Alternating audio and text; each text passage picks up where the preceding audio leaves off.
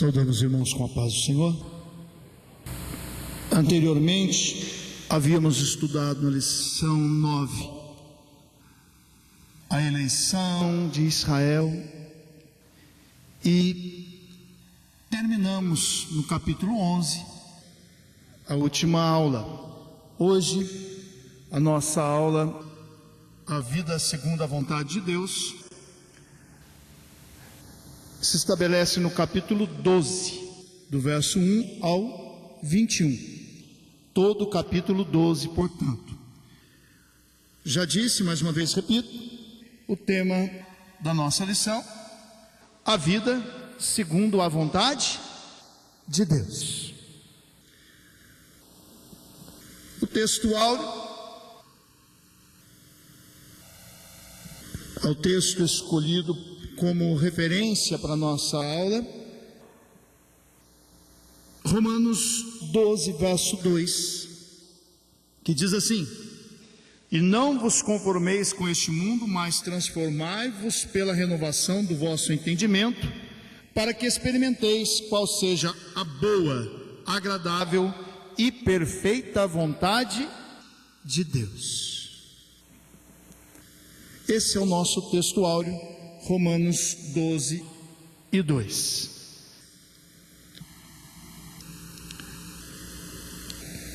A leitura bíblica do livro de Romanos, nós, do capítulo 12 ao verso 21, como anteriormente já havíamos falado com os irmãos, nós não vamos a princípio ler todo o capítulo, vamos ler paulatinamente à medida que formos avançando nos tópicos da aula.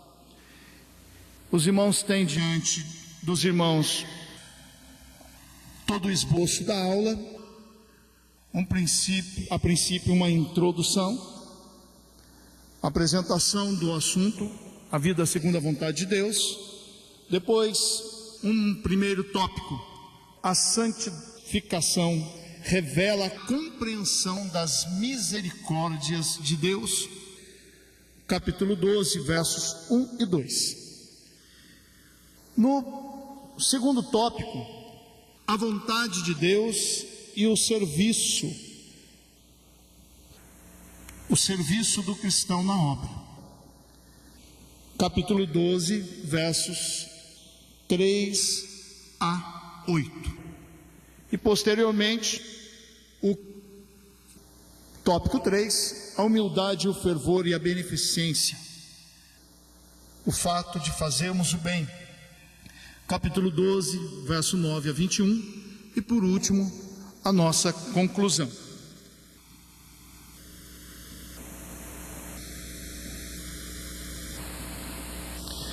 Vamos para uma introdução do nosso assunto. Essa introdução os irmãos têm consigo na folha que os irmãos receberam da lição, tá certo? Depois de tratar com clareza os fundamentos da fé cristã em capítulos anteriores, a palavra de Deus nos conclama a uma vida santa e sacrificial que se desenvolve a partir de uma transformação mediante a compreensão e experimentação da boa, perfeita e agradável vontade de Deus. Mas qual é a vontade de Deus? O que é a vontade de Deus para as nossas vidas? Eu convido os irmãos a abrirem as suas Bíblias no livro de 1 Tessalonicenses, capítulo 4 e verso 3.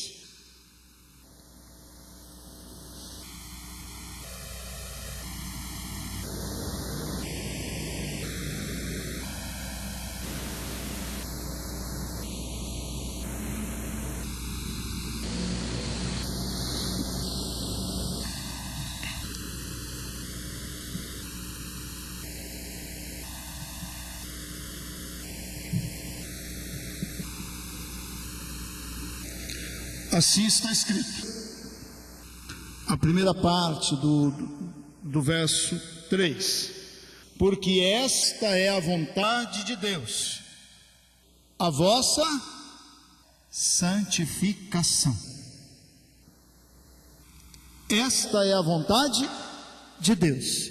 Deus, então, no capítulo 12, vai nos apresentar a sua perfeita vontade, a sua boa, agradável, perfeita vontade, que é a nossa santificação.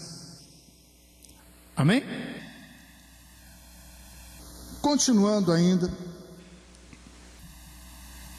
dentro do nosso assunto, a santificação revela a compreensão das misericórdias de Deus, é o nosso primeiro tópico.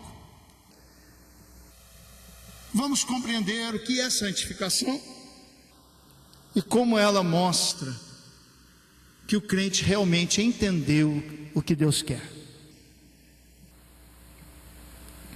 Abre suas Bíblias agora no livro de Romanos, no capítulo 12, verso 1.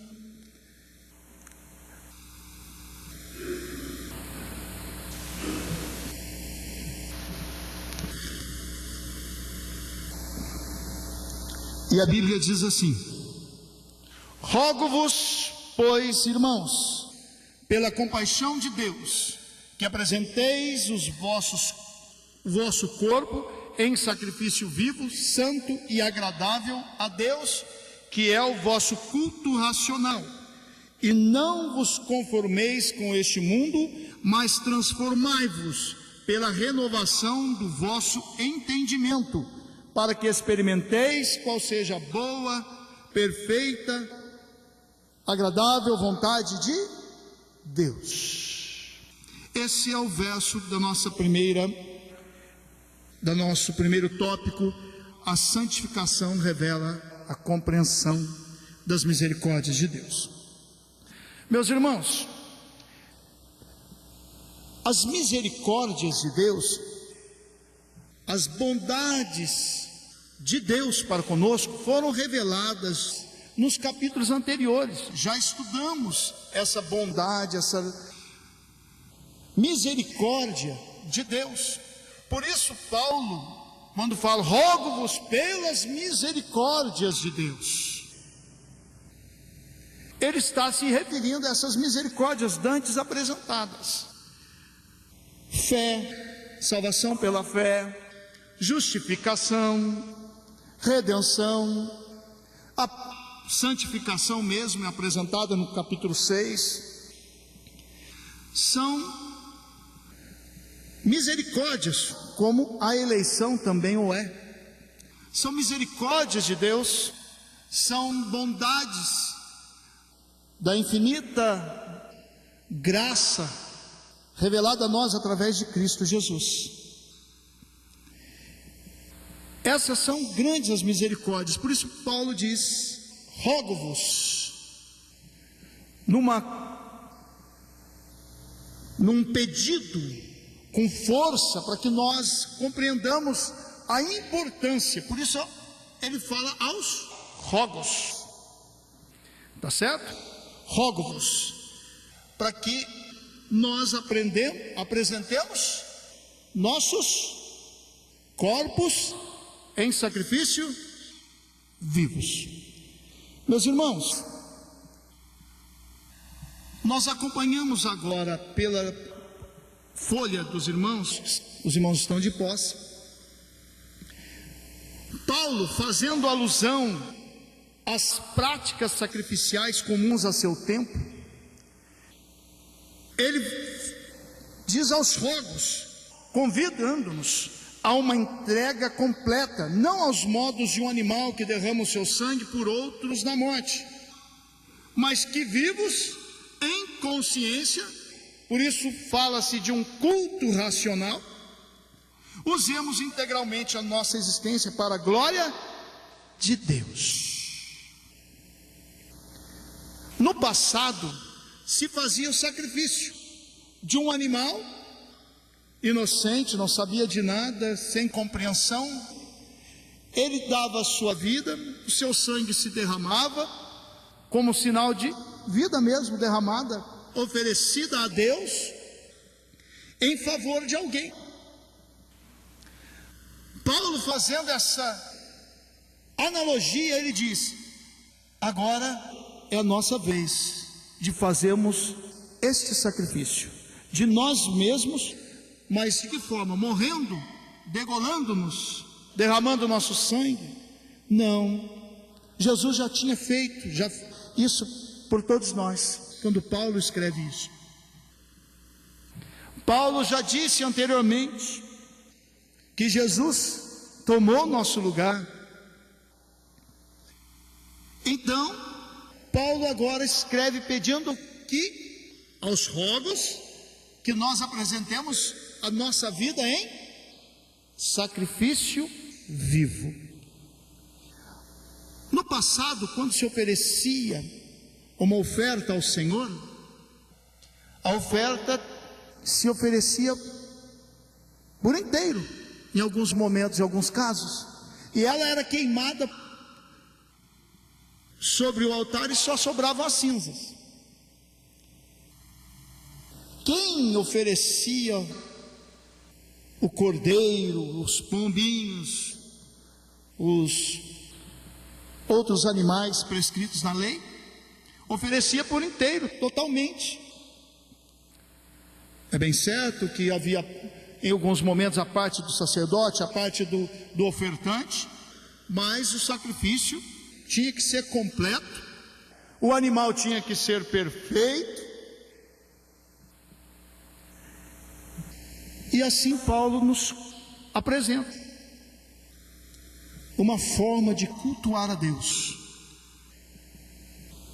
Como é apresentado, como é, vamos dizer assim, exigido no capítulo 6, ou melhor, no capítulo 11, verso 36 aí de Romanos. Quem está com a sua Bíblia aberta pode ler. Porque dele, por ele, para ele são todas as coisas, glória pois a ele eternamente.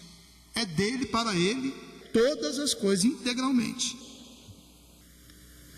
E ainda, em 1 Coríntios 6:20, porque foste comprado por bom preço. Glorificai, pois, a ele, no vosso corpo, no vosso espírito, os quais pertencem a... Nós somos comprados, resgatados da maneira ruim de viver, agora é para ele, para servi-lo. Continuando aí, em seguida, destaca-se o contraste entre uma visão do mundo e a vontade de Deus. Portanto, separemo-nos para Deus por intermédio da renovação da consciência, numa progressiva compreensão dos fundamentos tratados em capítulos anteriores, tais como fé, justificação, redenção, santificação, eleição e salvação. Bom, se agora nós somos dele, para ele, nos entregamos totalmente para ele, vivemos para a glória dele, isso se dá de que forma? Pela compreensão daquilo mesmo que ele exige, aquilo que lhe é de direito, porque comprou, porque criou. E nós encontramos no capítulo 6 de Romanos mesmo, no verso 11, quando diz: mas haveis sido lavados, mas haveis sido santificados, mas haveis sido justificados em nome do Senhor pelo Espírito. Então nós somos separados, que um dos significados da palavra santo é separado. Mas separado de quê? Separado para Deus. Não é simplesmente separado do mundo, mas separado para Deus. A gente costuma comparar aquele faqueiro que as irmãs muitas vezes guardam em casa e diz: isso aqui é separado para uma ocasião especial. Aqui ninguém mexe, aqui ninguém, sempre mantido limpinho, guardadinho, escondidinho. É uma separação que se faz para o dono da casa. Sim ou não? O Senhor também quer essa separação.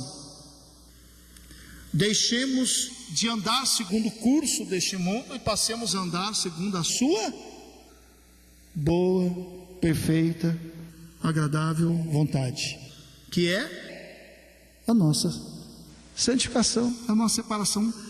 Só que tem uma coisa, tem que ser para Ele. Tem muitas pessoas que entendem a santificação como simplesmente separar-se do mundo. Então isola-se em algum canto, em algum lugar, em algum mosteiro, como se tivesse uma vida santa, separada. Mas é importante a gente entender que tudo tem que ser para a glória dele. A nossa separação do mundo, nele, para ele, tem que ser para glorificá-lo. Amém? Meus irmãos, 2 Coríntios 3:18.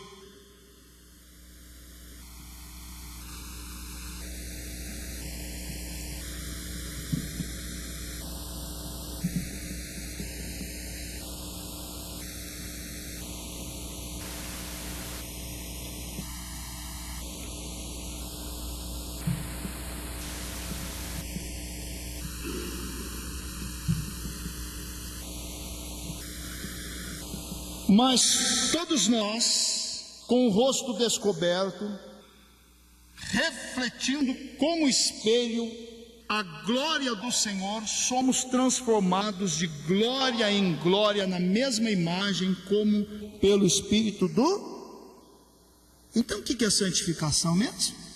É uma separação de glória em glória, progressiva, numa transformação operada pelo Senhor, pela sua palavra, pela compreensão de tudo que Ele faz, pela palavra, na imagem do Senhor. Ser santo é ter a imagem do Criador.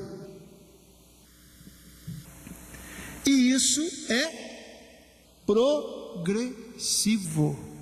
A vereda do justo é como? A aurora, que vai brilhando, brilhando, brilhando, até ser dia perfeito.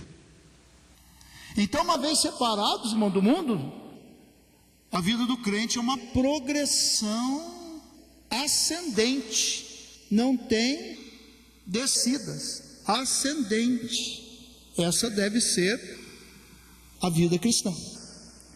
À medida que vamos passando mais tempo na casa do Senhor, mais tempo com Deus, mais tempo de crente, mais tempo de evangelho, temos que conhecer e prosseguir em conhecer a Deus e nos separando para Ele, a cada dia mais a imagem de Cristo.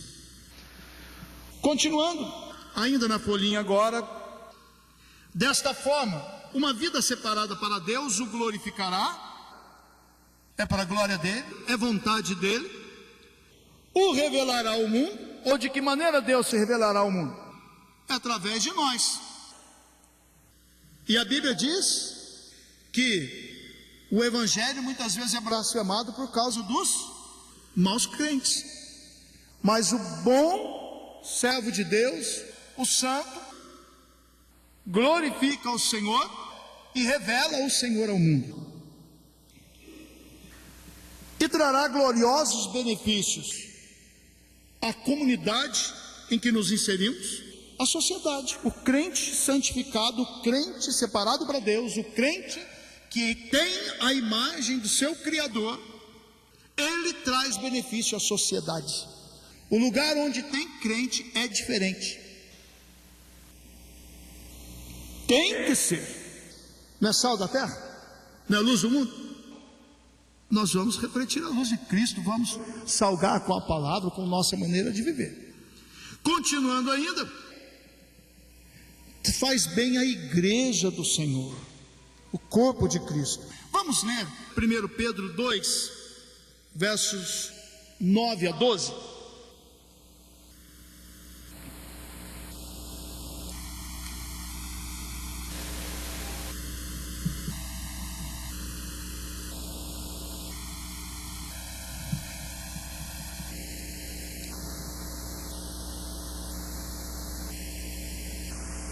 Primeiro Pedro 2, versos 9 a 12. Diz assim a palavra: Mas vós sois geração eleita. Já estudamos a eleição. Sacerdócio real, nação santa, povo adquirido, comprado por bom preço, para que anuncieis as virtudes daquele que vos chamou das trevas para a sua maravilhosa luz. Vós em que outro tempo não erais povo, mas agora sois povo de Deus, que não tinhas alcançado misericórdia. Lembra das misericórdias? Salvação, justificação, eleição, redenção. Mas agora alcançaste misericórdia. Amados, peço-vos, como a peregrinos e forasteiros, que vos abstenhais das concupiscências carnais que combatem contra a alma, tendo o vosso viver honesto entre os gentios, entre a gente, entre os povos, para que naquilo em que falam mal de vós, como de malfeitores, glorifiquem a Deus no dia da visitação, pelas boas obras que em vós observem. Esse é o poder da santificação na pregação do Evangelho. Estamos num tempo, irmãos, que muita gente fala, é pregação em rádio, pregação em televisão, é pregação em internet, é muitos livros publicados, é tanta forma de se anunciar, mas as pessoas precisam ver isso verdadeiramente. É na vida dos cristãos. Nós precisamos melhorar, santificar-nos, separarmos-nos mais para Deus. Nós precisamos ser mais de Deus. Nós precisamos parecer-nos mais com o Criador. Amém?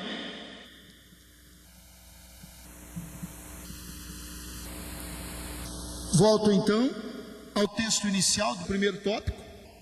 Rogo-vos, pois, irmãos, pela compaixão de Deus, que apresenteis vosso corpo em sacrifício vivo, santo, agradável a Deus, que é o vosso culto racional. Irmãos, culto racional ali não significa aquele culto das 7h30 às 9h30. Não é só isso. O culto racional é o nosso sacrifício. Como no tempo antigo eles cultuavam a Deus com seus sacrifícios, agora Deus quer o nosso culto racional com entendimento, mas é nosso viver, a nossa adoração contínua. É o fogo ardendo continuamente sobre o altar, mas tendo oferta para se queimar, que somos nós mesmos. Amém? E ainda, não vos conformeis com este mundo, mas transformai-vos pela renovação do vosso entendimento. Irmãos, não se santifica, não se chega a Deus sem compreender quem Deus é e a sua obra por nós. Por isso a palavra diz: santifica-os pela palavra. A palavra, a pregação, o estudo, a leitura tem o poder sobrenatural de nos ensinar e tirar de nós todo o mal. E ainda, para que experimenteis qual seja a boa, agradável e perfeita vontade de Deus. Nós assim encerramos nosso primeiro tópico. A santificação revela a compreensão das misericórdias de Deus. Amém? Vamos então para um segundo tópico. Qual é o nosso segundo tópico? A vontade de Deus e o serviço da obra. Ora, Deus nos separou. Deus nos separou. E agora? O faqueiro fica guardado lá no canto, até quando? O faqueiro vai ficar lá, escondidinho, limpinho. Irmãos, o faqueiro só pode glorificar o dono enquanto o dono estiver com o faqueiro, usando o faqueiro. Entenderam a compreensão? Entenderam? Enquanto Deus estiver te usando, você estiver na mão dele, você é santificado por ele, é útil à obra dele. Ele nos separou para isso, para a glória dele e para ser usado por ele na sua obra. Vamos ler agora o capítulo 12, verso 3, a parte do texto do capítulo 12 que fundamenta essa nosso segundo tópico. Porque pela graça que me é dada, digo a cada um dentre vós, que não saiba mais do que convém saber, mas que saiba com temperança, conforme a medida da fé que Deus repartiu a cada um. Porque assim como em um corpo temos muitos membros, e nem todos os membros têm a mesma operação, assim nós, que somos muitos, somos um corpo em Cristo, mas individualmente somos membros uns dos outros. De modo que, tendo diferentes dons, segundo a graça que nos é dada, se é profecia, seja ela segundo a medida da fé; se é ministério, seja em ministrar; se é ensinar, haja dedicação ao ensino; ou o que exorta, use esse dom em exortar; o que reparte, faça-o com liberalidade; o que preside, com cuidado; e o que exercita misericórdia, com alegria. Nós vemos aí o texto. Ele começa com uma negativa.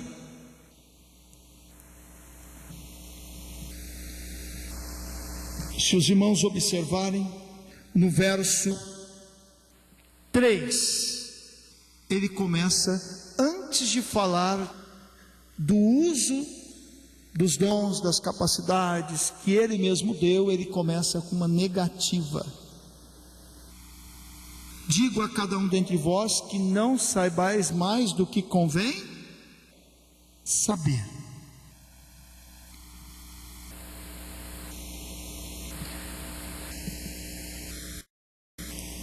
A nossa separação, agora na folhinha os irmãos têm a folha em mãos.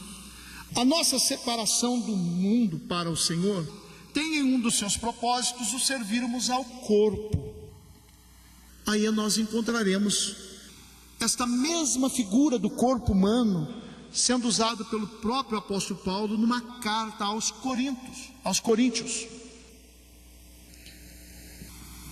Essa figura do corpo humano sendo usada como uma forma de uma analogia, para que compreendamos mais facilmente o que Paulo vai dizer a respeito do uso dos dons. Vamos abrir nossas Bíblias em 1 Coríntios, capítulo 12 e verso 12. Vai reforçar aquilo que já lemos antes, no capítulo 12 de Romanos. Agora, a leitura, capítulo 12 de 1 Coríntios.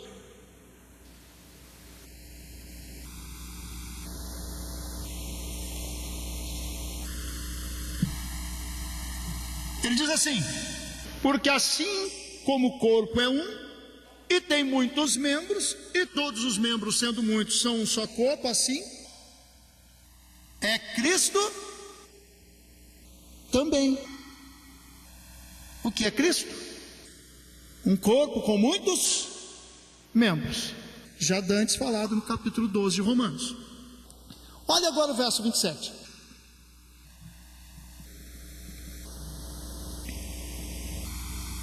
O verso 27. Ora, vós sois o corpo de Cristo e seus membros em particular. Corpo de Cristo, e nós somos os membros. Então, quando Paulo dizia a respeito dos membros, que são muitos em um corpo, ele falava a respeito dos crentes. E todos os membros cooperam para o bom funcionamento do corpo. Até partes que às vezes a gente não vê tanta utilidade, cooperam para o bem do corpo. Para que serve uma sobrancelha? Não é só para nos deixar mais bonitinhos. Ela funciona como uma calha. Quando o suor desce, não escorre sobre os olhos. Então vejam que até uma sobrancelha coopera para bem da visão, do olho, que faz guiar os passos para que o corpo não tropece e caia. Então vejamos que Paulo, quando se refere ao corpo, ele está falando que nós somos esses membros do corpo de Cristo e temos que cooperar para o bom funcionamento, para a saúde do corpo. Muito bem. A Bíblia diz que somos membros do corpo de Cristo,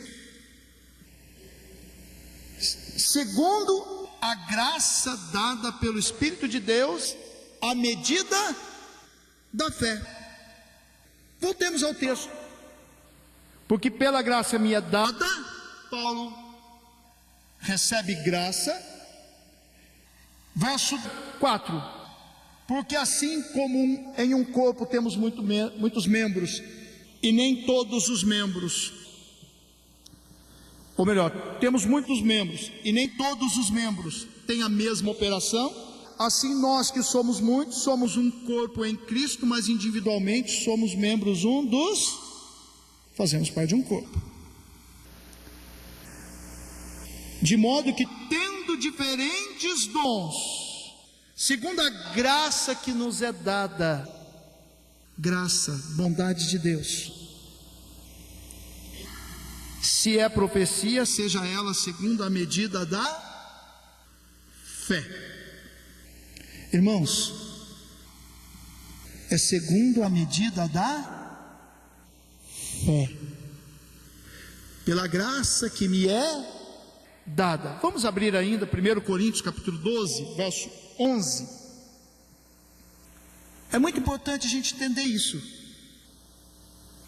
que nós temos os diferentes dons segundo a graça de Deus, porque Deus quer, e todos somos diferentes uns dos outros e cooperamos para o bem do corpo. No verso, capítulo 12 de Romanos, verso 11, diz assim: mas um só e o mesmo Espírito opera todas estas coisas, repartindo particularmente a cada um como são dados os dons de Deus.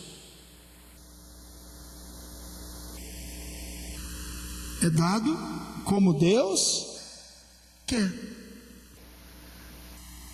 E Deus, quando nos dá alguma coisa, é porque Ele tem uma finalidade, um objetivo a ser alcançado. Mas entendamos, os dons são dados por Deus, segundo Ele quer. É por isso que vem aquela palavra negativa, ou melhor, aquela exortação, né? Logo no começo: não saibais mais do que convém saber. Por quê?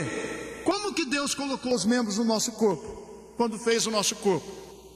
Está escrito em 1 Coríntios capítulo 12, no verso 18: mas Deus colocou os membros no corpo, cada um deles como? Agora você entende por que a boca é aqui em cima, os pés é lá embaixo? Por que Deus não trocou? Porque Ele quis assim. E a respeito dos dons, a respeito das operações, a respeito dos trabalhos na casa do Senhor, como que é? Eu posso ser o que eu quero? Eu posso fazer o que eu quero? Não, a partir de agora eu vou fazer isso. É como eu quero?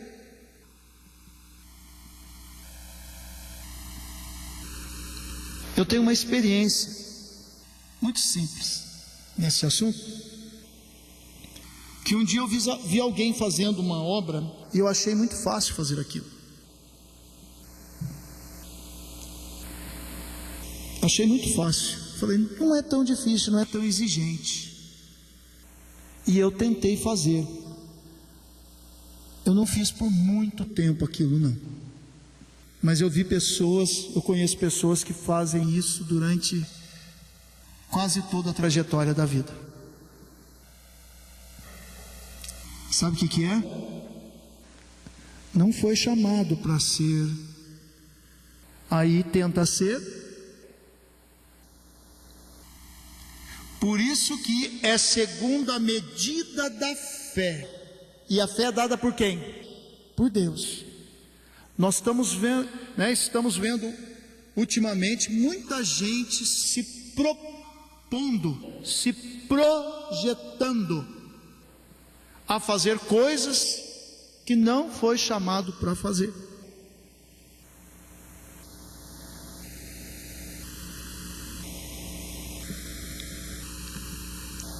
Por isso essa exortação no verso 3.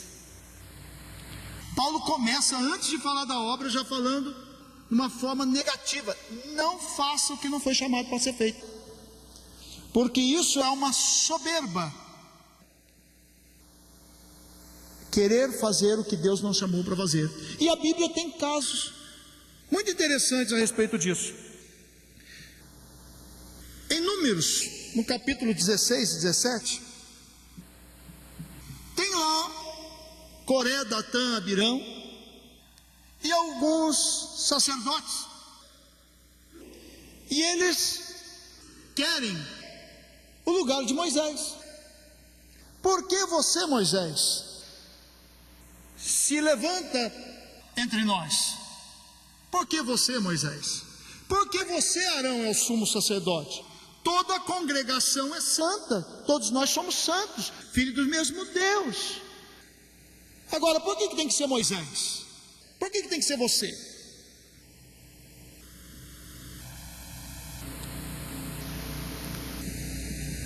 A Bíblia diz que eram homens importantes em Israel, varões de nome.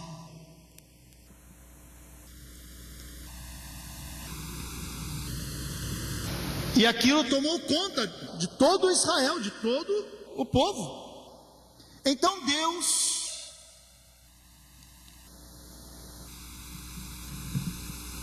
da autoridade que deu a Moisés, Moisés define: faremos uma prova com Deus. Se Deus não fizer nada diferente,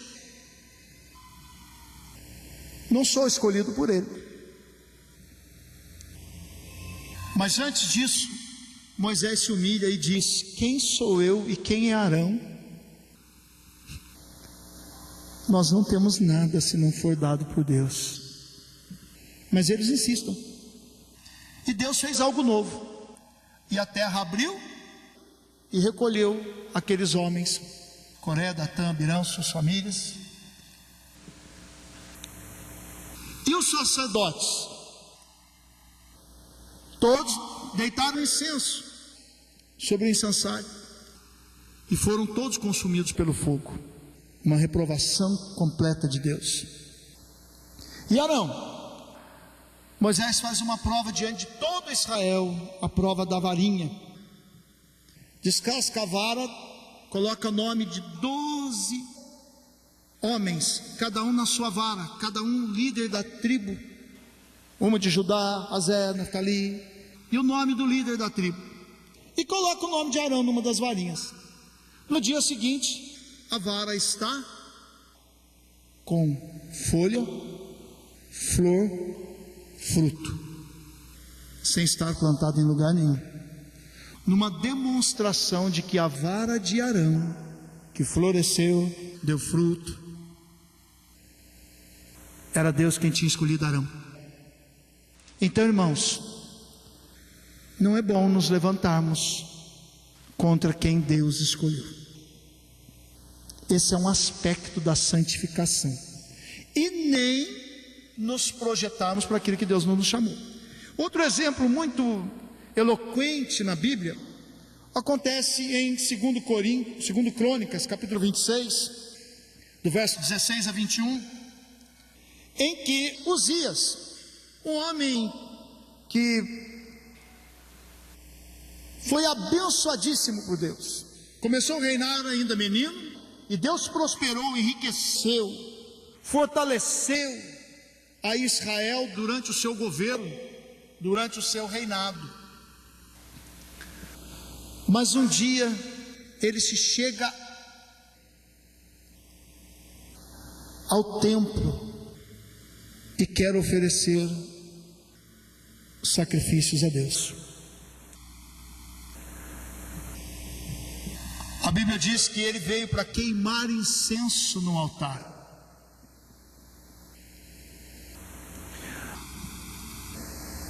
E ele foi alertado, segundo a palavra de Deus, por sacerdotes. No verso 18 de 2 Crônicas 26 está escrito: e resistiram a Uzias e lhe disseram: a ti, Uzias, não compete queimar incenso perante o Senhor, mas aos sacerdotes, filhos de Arão, que são consagrados para queimar incenso. Sai do santuário, porque transgrediste, e não será isto para a honra tua da parte do Senhor Deus. E Uzias se indignou.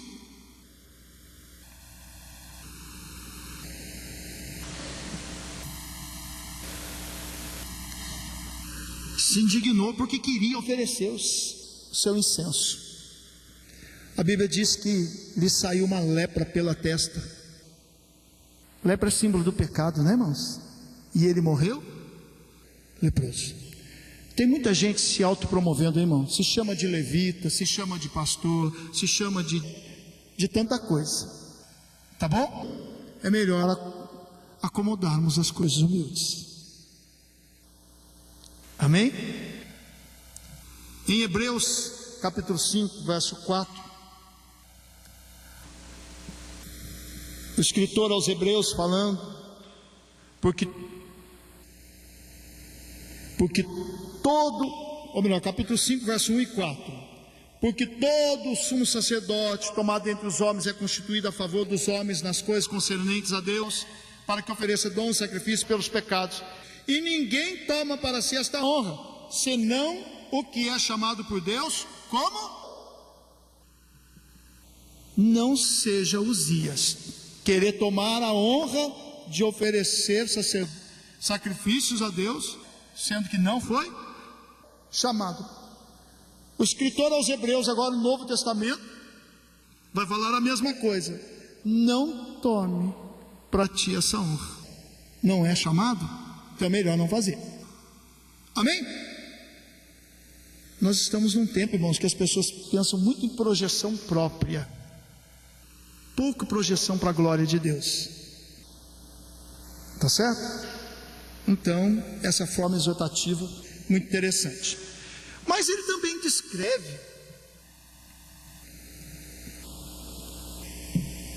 a partir do verso 6, que diz: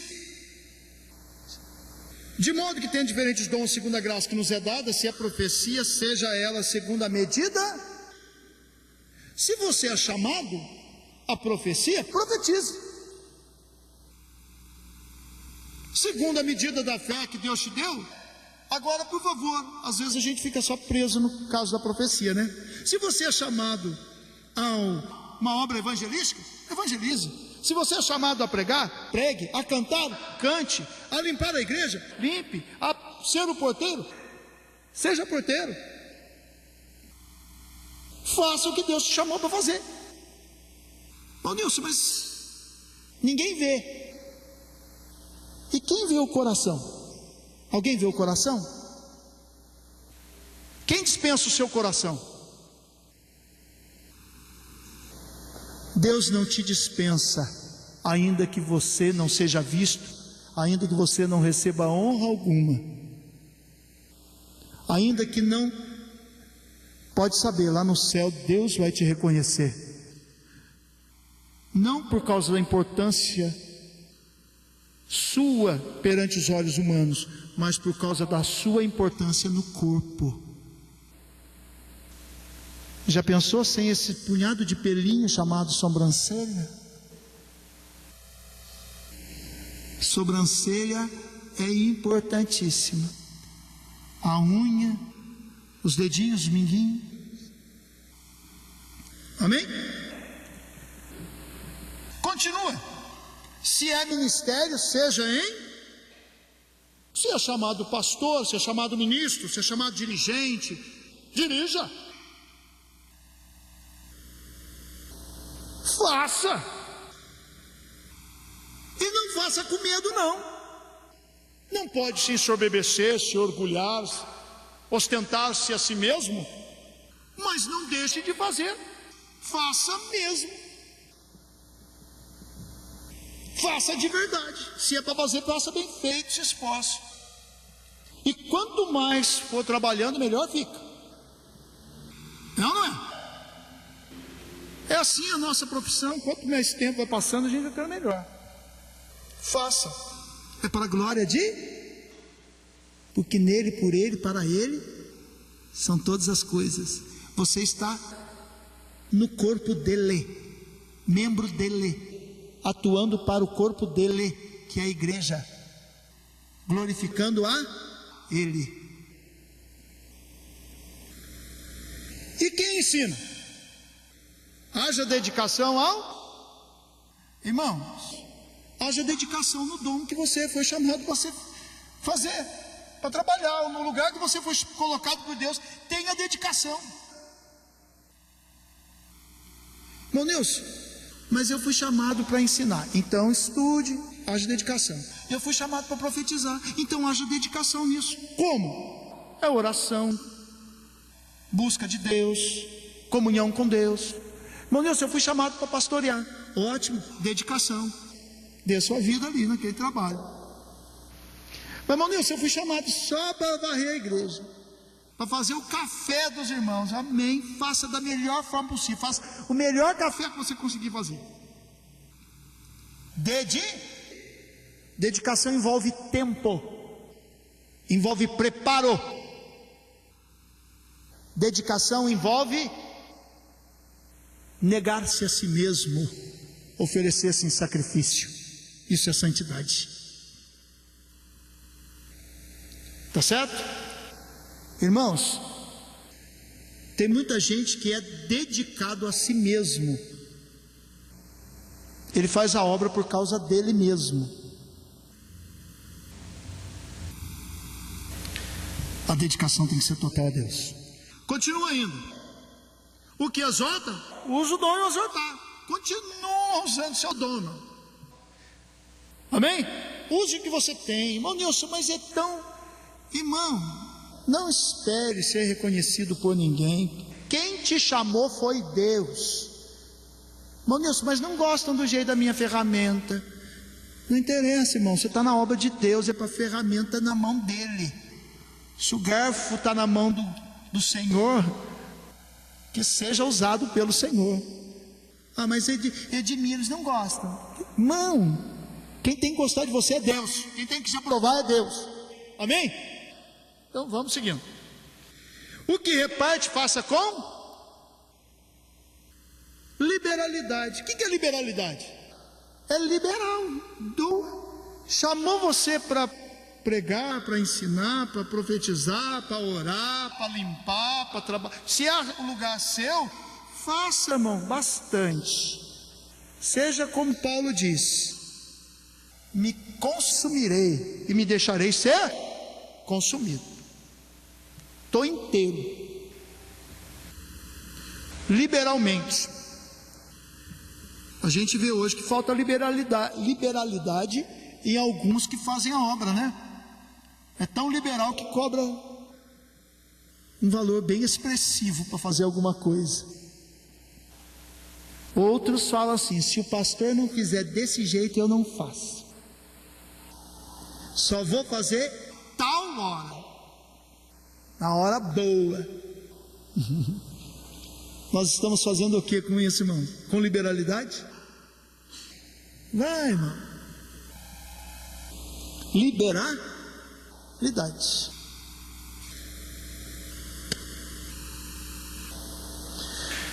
O que preside com cuidado. Será que isso aqui é só pastor presidente? O que preside? Irmãos, nós presidimos nossa casa, nós presidimos muitas vezes um culto, nós presidimos muitas vezes um grupo que está sob os nossos cuidados, jovens, crianças, adolescentes, círculo de oração, igreja. É com cuidado. Por quê? Porque é o corpo de quem? Seu? O de Cristo. Amém? Por isso é bom ter cuidado, irmão. É bom ter cuidado. A Bíblia traz a experiência, os cabelos brancos dos nossos anciãos como exemplo de sabedoria.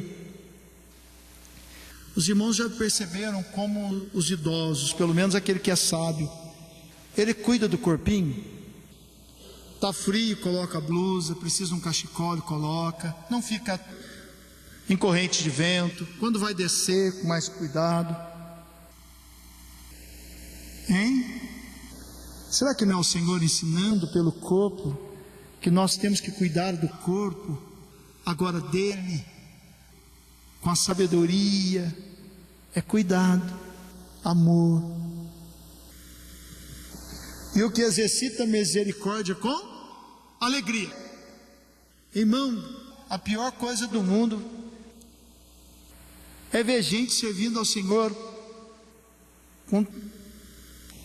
aborrecido, meio que na força, na marra. Sabe o que vai acontecer? Vai faltar-lhe amor. Faz com alegria. Salmo 100, servi a Ele com alegria. Não, Nilson, é gostoso fazer a obra de Deus com alegria, é. Só que não é uma alegria carnal, não, né? O dia que está bom, está todo mundo rindo. O dia que não está bom, parece que sumiu o sorriso. Estou fazendo para Deus. Estou fazendo para Deus. Pode ter certeza, o Espírito Santo vai gerar no crente um fruto espiritual chamado gozo. Alegria em servir. Aí você, sendo usado por Deus e vendo Deus operar, ainda que seja uma limpeza da igreja, quando vem o povo, senta naquele lugar, aquele ambiente limpinho, você sente alegria. E quando você está fazendo, você já está imaginando o povo recebendo a bênção, o corpo sendo beneficiado, alegria. Amém?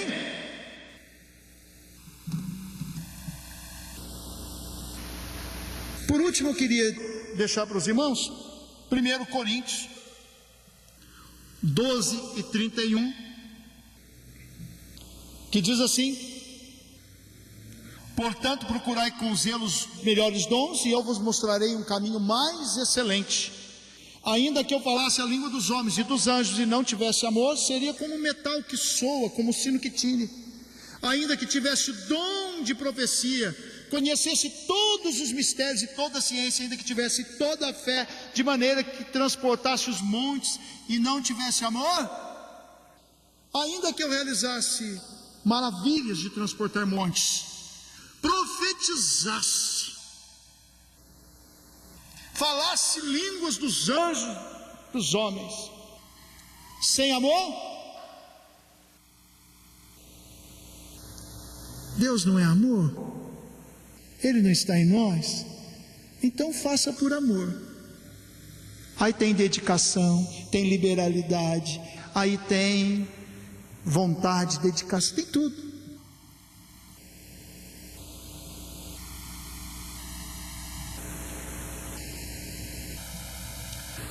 Finalizamos assim o segundo tópico, a vontade de Deus e o serviço da obra.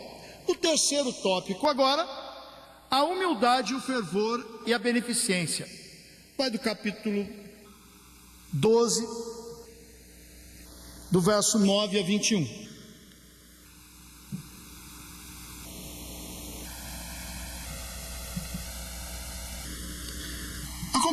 uma folhinha.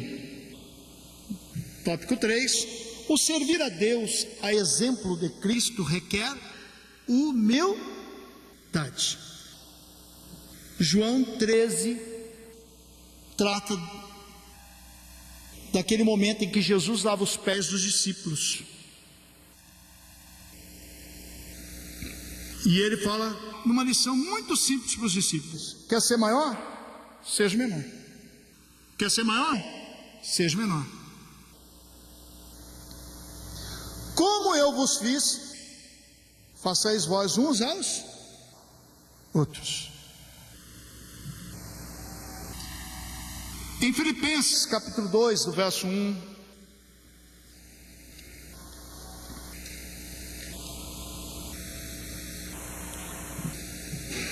portanto, se há algum conforto em Cristo, se há algum conforto em Cristo, se há alguma consolação de amor, se há alguma comunhão no Espírito, se há alguns entranháveis afetos e compaixões, completai o meu gozo para que sintais o mesmo, tendo o mesmo amor, o mesmo ânimo, sentindo uma mesma coisa.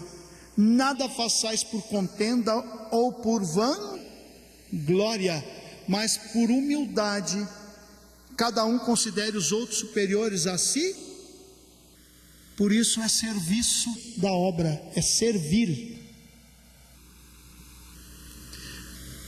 Verso 5: de sorte que haja em vós o mesmo sentimento que houve também em Cristo Jesus, que sendo em forma de Deus, não teve por usurpação ser igual a Deus, mas esvaziou-se de si mesmo, ou esvaziou-se a si mesmo, tomando a forma de servo e fazendo semelhante aos homens, e achado na forma de homem, humilhou-se a si mesmo, sendo obediente até a morte, morte de... Sinal simples de humildade, obediência.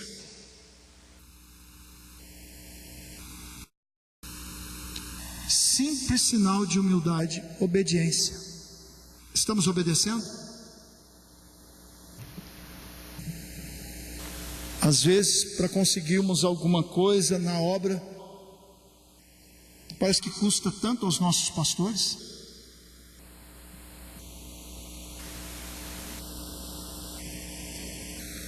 Vamos obedecer? Vamos acatar humildemente, como Cristo se deu pela igreja. Vamos nos dar também. Amém? Isso é humildade. E o exemplo está em Cristo. Aprendei de mim, que sou manso e humilde, e encontrareis o quê? Descanso.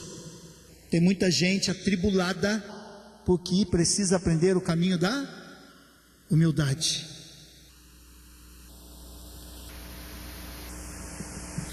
No verso, ou melhor, no capítulo 48 de Jeremias, verso 10, maldito aquele que fizer a obra do Senhor fraudulosamente, e maldito aquele que retém a sua espada do sangue. Só esse pedacinho: maldito aquele que fizer a obra do Senhor fraudulosamente. Em algumas versões traz relaxadamente. Por isso que a humildade é importantíssima. No verso, capítulo 12, Romanos, verso 17: a ninguém torneis mal por mal, procurei as coisas honestas perante todos os homens, se for possível, quando estiver em vós, tende paz com todos os homens. Não vos vingueis a vós mesmos, mas dai lugar à ira, porque está escrito: minha vingança eu recompensarei, diz o Senhor. Aqui está a humildade.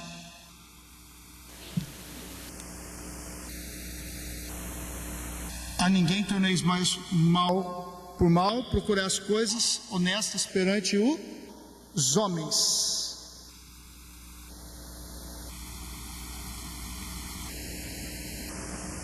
A humildade envolvida em servir aos outros.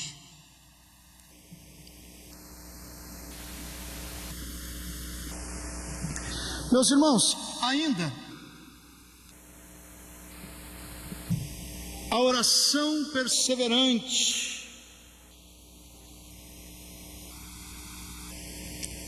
A oração faz parte da vida cristã. Crente que não ora não tem comunhão com Deus. E como as pessoas se enganam muitas vezes, né? Senhor, a oração, irmãos, é algo profundo. Por isso a Bíblia diz em 1 Tessalonicenses, capítulo 5, verso 17: orai sem cessar. E ainda,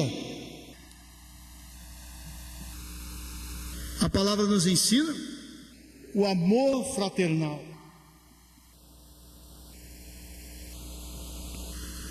João 3,18: não amar só de palavras, mas de obras.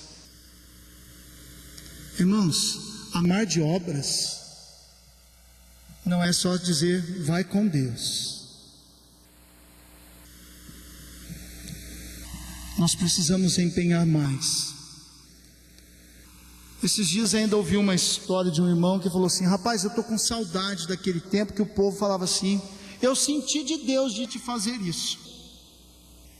Depois as pessoas parece que foram tirando essa simplicidade da igreja, começam a combater o sentimento. O crente não pode sentir, né? Parece que foram combatendo essas coisas, a pretexto de sabedoria, foram tirando muitas vezes a simplicidade da igreja, que ele simplesmente dizia: fui movido pelo Espírito de Deus a fazer tal coisa. Só que na simplicidade dizia: eu senti de Deus. Precisamos sentir mais de Deus, irmãos, e fazer algo por alguém. Amém? Isso faz parte da santificação, ser separado para o uso do Senhor, para a saúde do corpo. E por último,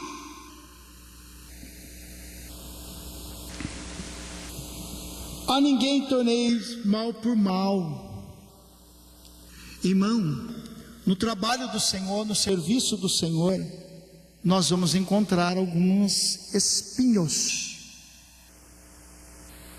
seja por parte do mundo, seja até mesmo dentro da obra. Ninguém torneis mal por... Alguém já ouviu aquela oração assim? Eu vou orar para Deus pesar a mão nele.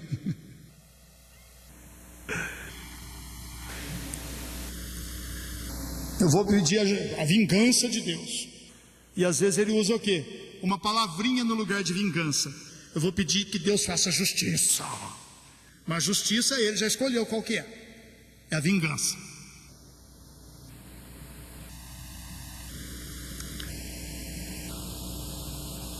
Verso 20, ou melhor, 19: não vos vingueis a vós mesmos, amados, mas dai lugar à ira. O que ele está dizendo? Irmão, passe até mal, fique aborrecido, fique irado, fique bravo, mas não vingue.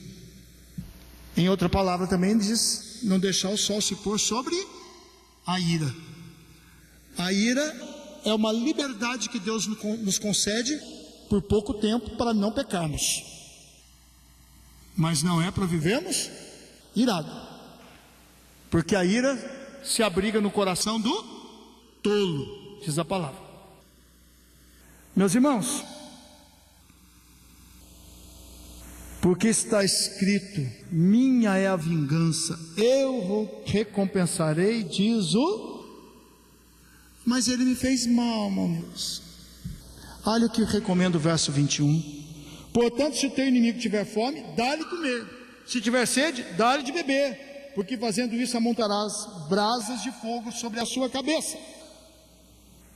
Ou seja, está passando alguma perseguição, alguma dificuldade, irmão? Se o outro está pecando, não lhe dê a si mesmo, não lhe dê, tá bom? A oportunidade de pecar, não. Ore para que Deus abençoe o outro e guarde o seu coração. E tem irmãos que são mais explosivos que os outros, não?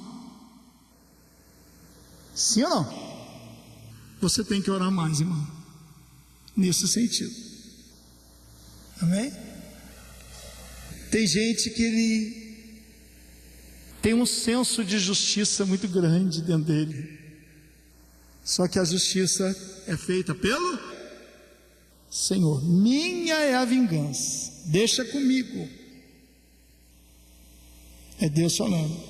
Não faça justiça própria, porque não temos justiça própria, somos injustos.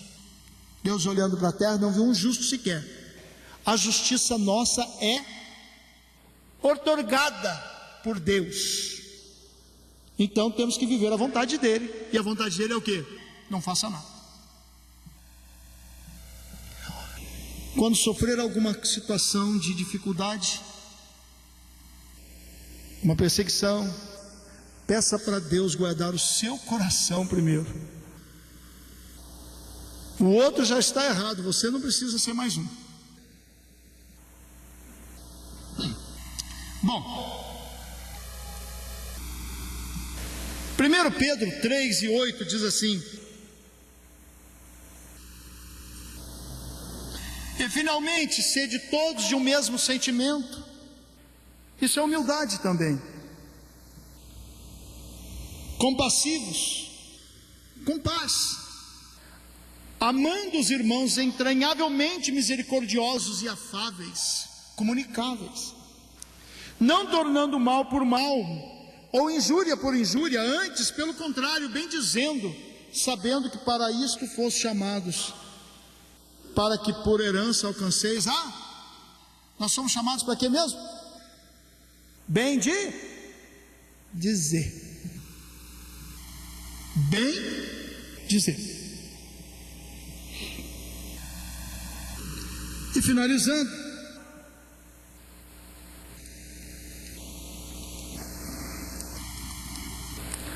a humildade, o fervor e a beneficência.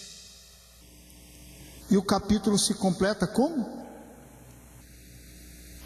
A ninguém façais mal por mal. E no 21 diz o quê? Não te deixes vencer do mal, mas vence o mal com o... Por que disso, irmão? Por que ele encerra assim? Porque anteriormente ele fala da dificuldade que você vai enfrentar na obra, seja com o mundo, seja dentro da casa do Senhor. Não deixe o mal te vencer, mas vence o mal com o bem. Mas por que, Nilson, que existe muitas vezes algumas coisinhas dentro da obra? Porque tem gente que ainda não compreendeu o processo, a vontade de Deus completamente. Ele está naquela santificação progressiva. Então é necessário tolerar os fracos. Tá certo? E deixa que Deus vai corrigindo os fracos. Se Deus te der a graça de exortar, exorte. Mas se não, deixa Deus. Por último, a conclusão do nosso estudo. Os irmãos podem acompanhar a leitura na folha. Viver segundo a vontade de Deus evidencia uma nova natureza gerada em nós.